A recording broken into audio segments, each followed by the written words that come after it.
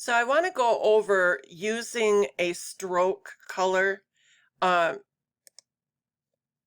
Here is your fill color and your stroke color.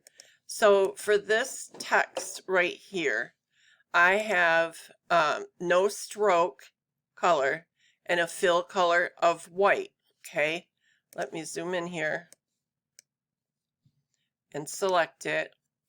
And if I hover over it, it's blue. I have like a blue stroke, but that's not a stroke because you can see my stroke is set to none.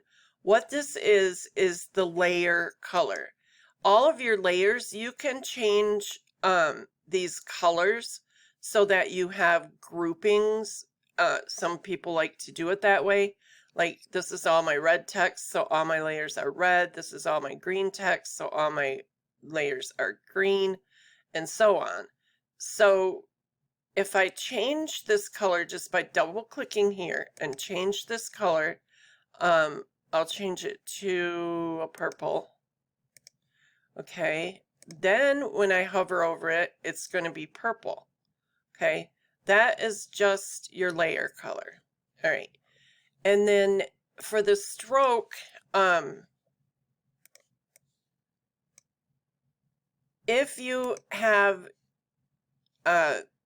your stroke, let me go here so I can show you. Colors set to pink, okay? And the layer is set to print only. It will print that pink color and cut around it. If you have the cut layer set to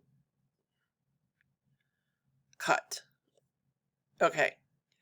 So then this one I have, let me select this one and open this up.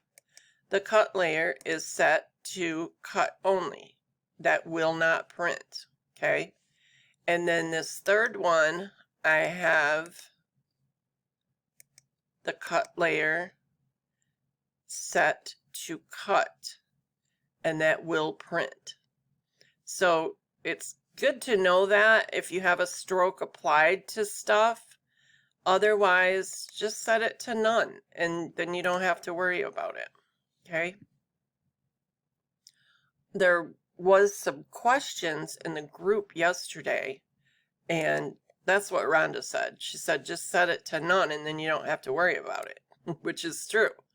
But I thought I would show you, you know, what settings you can use to have that stroke color print or not. And then, of course, if not, then just set it to none. It's the easiest way to do it. I had an off day yesterday, which, you know, it happens. And I was reading through my comments this morning and realized that's not right. So I thought I would correct it.